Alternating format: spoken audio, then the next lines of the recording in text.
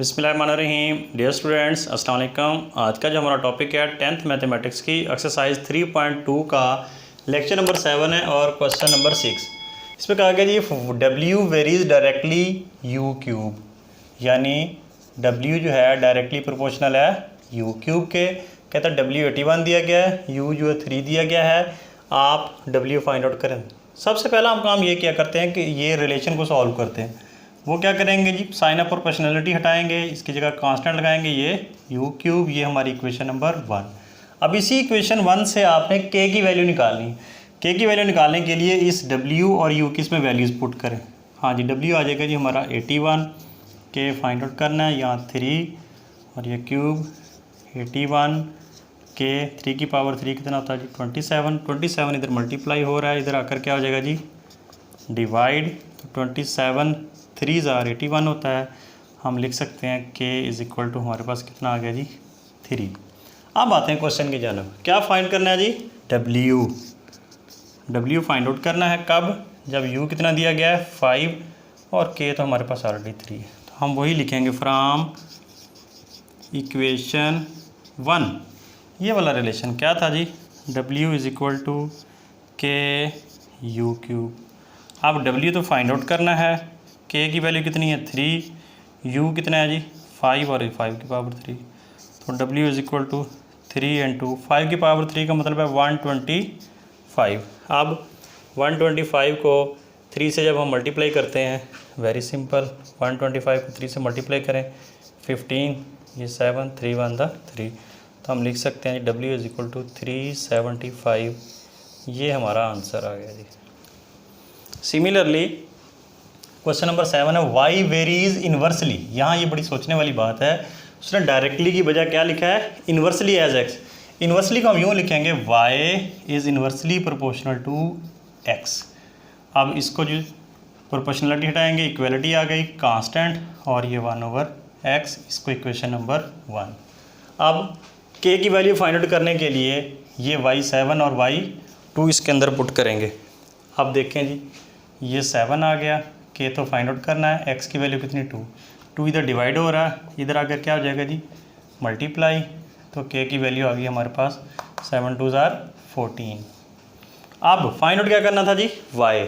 हम कहते हैं जी Y तो हमने फाइंड आउट करना है जब X जो हमें 126 दिया गया है और K ये भी जो हमने फाइंड आउट की फ्राम इक्वेशन 1। इक्वेशन 1 देख लें क्या है जी equation 1, Y is equal to 1/K ये X। तो Y फाइंड आउट करना है, 1/K की वैल्यू कितनी है 14 और X कितना है जी 126। अब 126 को डिवाइड करेंगे 14 के टेबल पे, तो ये हमारे पास आ जाता है जी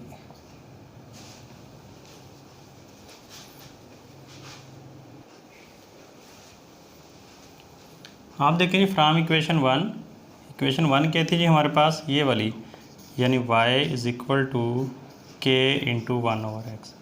तो Y हमने फाइंड आउट करना है, K की वैल्यू कितनी है ये जी 14 और 1/x की वैल्यू कितनी है जी 126।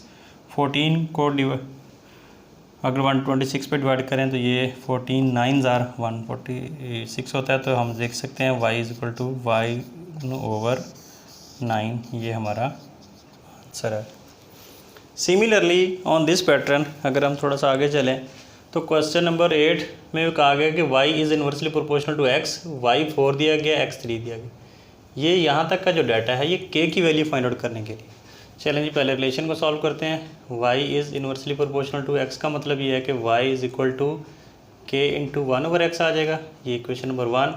इसके अंदर ये Y की वैल्यू 4 पुट करें, K फाइंड आउट करना है, X की जगह पर क्या आ जाएगा जी 3। ये 3 इधर डिवाइड हो रहा है, इधर जाकर मल्टीप्लाई। तो हम लिख सकते हैं K इज़ इक्वल टू 4 3 12। तो ये K इज़ इक्वल टू हमारे पास 12 आ गया जी।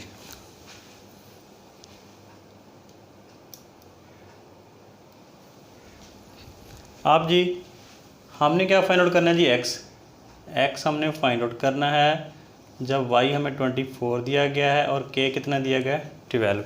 अब हम क्या करेंगे जी इक्वेशन नंबर 1 लिखेंगे जी फ्राम इक्वेशन 1 क्या थी जी y इज़ इक्वल टू के इंटू 1/x। तो y की जगह पर 24, k की जगह पर 12 और 1/x, ये x तो हमने फाइंड आउट करना है। अब ये 12 जो है देखें, ये या यूँ कर लें इसको, ये x इधर डिवाइड हो रहा है, इधर आके क्या हो जाएगा जी मल्टीप्लाई। हम कहते हैं 24x is equal to 12 one the 12, हमें x चाहिए, ये 24 इधर मल्टीप्लाई और उधर जाकर डिवाइड, तो ये 2 पे कट गया, तो x इज इक्वल टू 1/2 हमारे पास हमारा आंसर आ गया। 9th क्वेश्चन है जी, if w is inversely proportional to z, w is equal to 5 and z is equal to 7। पहले इस रिलेशन को सॉल्व करते हैं जी। w is inversely proportional to z, तो w is equal to k 1/z। यूँ भी कर सकते हैं कि जो ये हमारे पास जो है रिलेशन नंबर 1 आ गया। अब इसको यूँ भी लिख सकते हैं, ये z इधर डिवाइड हो रहा है, इधर आकर मल्टीप्लाई हो जाए। अब हमने k की वैल्यू फाइंड आउट करनी है। k की वैल्यू फाइंड आउट करने के लिए आप इसी इक्वेशन में w और z की वैल्यू पुट कर दें। तो w हमारे पास कितना है जी 5, z कितना है जी 7 इज इक्वल टू k, तो ये हम लिख सकते हैं k इज इक्वल टू 7 5 35, हमारे पास k की वैल्यू आ गई। अब हमने क्या फाइंड आउट करना है जी w, कब, जब z इतना दिया गया। तो हम दूसरे लफ्ज़ों में कहते हैं कि जी हमने w फाइंड आउट करना है, z की हमें वैल्यू 175/4 दी गई है, k अभी हमने फाइंड आउट किया है 35। हम लिखेंगे जी फ्राम इक्वेशन 1। इक्वेशन 1 क्या थी जी, w is equal to k 1/z। तो w तो फाइंड आउट करना है जी, k कितना आ गया जी 35 और z की जगह पर वैल्यू आ जाएगी जी 175/4। और अगर हम इसको फर्दर सॉल्व करें, ये जो बटे का बटा है यानी 4 जो है जाकर 35 से मल्टीप्लाई हो जाएगी, मतलब हम इसको यूँ लिख सकते हैं, इस वैल्यू को उल्टा दें तो ये चीज़ बन जाएगी। अब w इज़ इक्वल टू 35 को 4 से अगर मल्टीप्लाई करें, 4 5 20 एंड 4 3 12, तो ये हो जाएगा जी 140/175। इसी को अगर हम फर्दर सॉल्व करें, हमारे पास वैल्यू आ गई w इज़ इक्वल टू 140/175, तो हम लिख सकते हैं दैट इज़ 4/5। तो ये हमारे पास इसका रिलेशन का आंसर आ गया जी। नेक्स्ट क्वेश्चन है जी question number 10, a is inversely proportional to r square, a is equal to 2, r is equal to 3। पहले इस रिलेशन को सॉल्व करते हैं जी। a is inversely proportional to r square, sign अप पर पर्सनैलिटी हटाएंगे, इक्वलिटी आ जाएगी k और ये 1/r स्क्वायर, ये हमारी इक्वेशन नंबर 1 बन गई। अब यही दो वैल्यूज़ k की वैल्यू फाइंड आउट करने के लिए a और r किस में पुट कर दें, तो ये 2 आ जाएगा जी, k वैसे का वैसे 1/r यानी 3 का स्क्वायर। तो हम इसको लिख सकते हैं 2 इंटू यही 3 का जो स्क्वायर है, इसको लिख सकते हैं 1/9। ये 9 इधर मल्टीप्लाई हो रहा है, इधर आकर क्या हो जाएगा जी, इधर सॉरी डिवाइड हो रहा था, इधर आकर मल्टीप्लाई, तो हम लिख सकते हैं k इज इक्वल टू 9 2 18। तो k की वैल्यू कितनी आ गई जी 18। अब देखें फाइंड क्या करना है जी, हमने r फाइंड आउट करना है, a कितना दिया गया है 72, k अभी आया है 18। तो हम लिखेंगे जी फ्राम इक्वेशन 1। इक्वेशन 1 क्या है जी हमारे पास, a is equal to k into 1/r square. तो a की वैल्यू कितनी दी गई है जी 72, k कितना है जी 18, और ये तो हमने फाइंड आउट करना है। 18 इधर मल्टीप्लाई हो रहा है, या यूँ कर लें, ये r स्क्वायर क्या है इधर डिवाइड हो रहा है, इधर आगे क्या हो जाएगा जी मल्टीप्लाई। तो हम लिख देते हैं 72 r square is equal to 18 और r square is equal to, ये 72 इधर मल्टीप्लाई हो रहा है, इधर आकर डिवाइड, तो r स्क्वायर आ गया, ये जी कट गया, तो ये 1/4। अब ये आ गया 1/4, 1/4 की बोथ साइड की स्क्वायर रूट ले लें क्योंकि हमें r चाहिए, तो ये प्लस माइनस 1/2 हमारा जो है आंसर आ गया। इसी तरह ये क्वेश्चन नंबर 11 है हमारे पास, a is inversely proportional to b square, a is equal to 3 and b is equal to 4। तो हम लिख सकते हैं जी a is inversely proportional to b square, तो a is equal to k 1/b square. इसको इक्वेशन नंबर 1 डिक्लेयर कर दें। अब k की वैल्यू के लिए इसके अंदर a और b की वैल्यूज पुट कर दें। a कितना आ जाएगा जी 3, k वैसे का वैसे, b की जगह पर 4, ये इसका स्क्वायर, तो 3 इज इक्वल टू के, ये आ जाएगा 1/16। 16 इधर डिवाइड हो रहा है, इधर आकर क्या हो जाएगा जी मल्टीप्लाई इज इक्वल टू के। तो यूँ 16 को अगर 3 से मल्टीप्लाई करें तो ये बन जाता है जी 48। हम लिख सकते हैं के इज इक्वल टू 48। अब फाइंड क्या करना है जी, ए फाइंड आउट करना है। कब? जब बी कितना दिया गया 8। हम यहाँ लिखते हैं जी we have to find a when b is equal to 8 and k, तो अभी ये 48 है ही है। फ्रॉम इक्वेशन 1 लिखें। इक्वेशन 1 क्या है जी, ए इज इक्वल टू के 1/b²। तो ए तो हमने फाइंड आउट करना है, के की वैल्यू कितनी है जी 48, 1/b कितना है जी 8, उसका स्क्वायर आ जाएगा। हम लिख सकते हैं जी 48 ओवर ये आ जाएगा जी 64। तो ये 16 3 ज़ार 48, 16 4 ज़ार 64, यानी ए इज इक्वल टू 3/4 हमारा आंसर आ गया। नेक्स्ट है जी क्वेश्चन नंबर 12 है, v is inversely proportional to r³ v is equal to 5 दिया गया r3। तो पहले हम इस रिलेशन को सॉल्व करेंगे। हम लिखते हैं जी v is inversely proportional to r³, sign of proportionality हटाएंगे, इज इक्वल टू आ जाएगा ये k, ये 1/r³, ये हमारी इक्वेशन नंबर 1 बन गई। अब हमने पहले k की वैल्यू फाइंड आउट करनी है। यहाँ v की जगह पर 5 आ जाएगा, के फाइंड आउट करना है, और 1/r की जगह पे आ जाएगा 3, ये इसका क्यूब। तो ये 5 के 3 की पावर 3 होता है जी 27।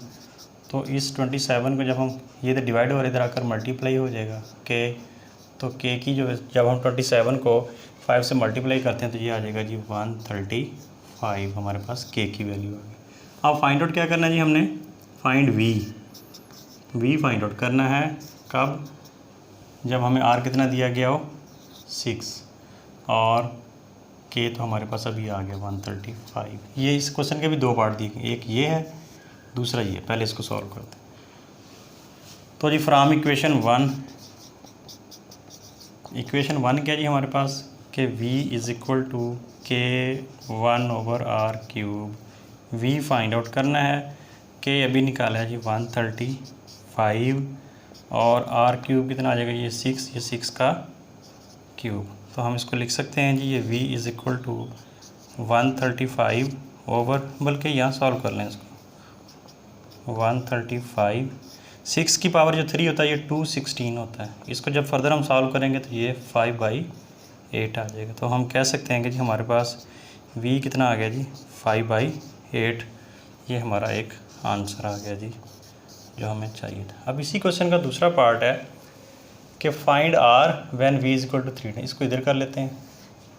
उसी तरह इक्वेशन 1 लिखें जी, फ्रॉम इक्वेशन 1 क्या है जी, v इज इक्वल टू के 1/r³। तो हमने क्या फाइंड आउट करना है जिसमें r, तो v की वैल्यू कितनी दी गई 320। चलो लिख लेते हैं कि जी हमें r फाइंड आउट करना है, v 320 दिया गया। तो v की जगह 320 पुट कर लें, k की जगह पर ये जो है आपका 135, और ये r³ वैसे के वैसे। क्यों? r तो हमने फाइंड आउट करना है। अब ये r³ इधर डिवाइड हो रहा है, इधर क्या हो जाएगा जी multiply, 320 r³ is equal to 135। हमें r³ चाहिए, तो 135, ये 320 इधर मल्टीप्लाई हो रहा था, इधर आकर क्या हो जाएगा जी डिवाइड। तो इसको जो है फर्दर हम लिख सकते हैं जी r³ इज इक्वल टू 135 को जब हम 320 पर डिवाइड करते हैं तो 27/64 आ जाता है जी। अब देखें जी हमें चाहिए r की वैल्यू, ये इसको हम यूँ भी तो लिख सकते हैं r³ इज इक्वल टू 3/4 की पावर 3।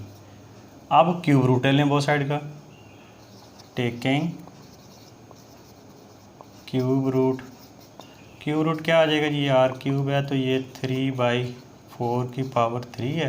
क्यूब रूट का मतलब है पावर 1/3, इधर भी ले लें, इधर भी ले लें, 3 से 3 कट गया, 3 से 3 कट गया, तो r इज इक्वल टू 3/4। ये हमारे पास दूसरा आंसर आ गया जी।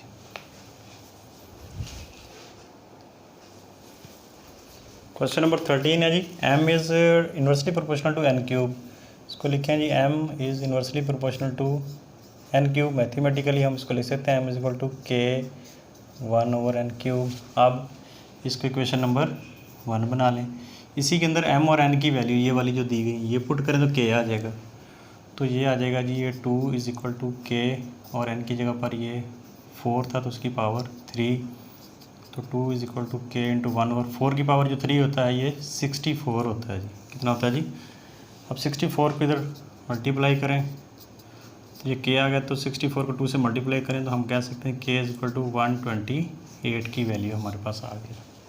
अब यहाँ से हमारे पास क्वेश्चन के दो हिस्से बन जाते हैं। कहते हैं फाइंड m व्हेन n = 6। हम यहाँ लिखते हैं जी फ्रॉम इक्वेशन 1 क्या थी जी? m = k 1/n³। अब इसमें हमने क्या फाइंड आउट करना है जी?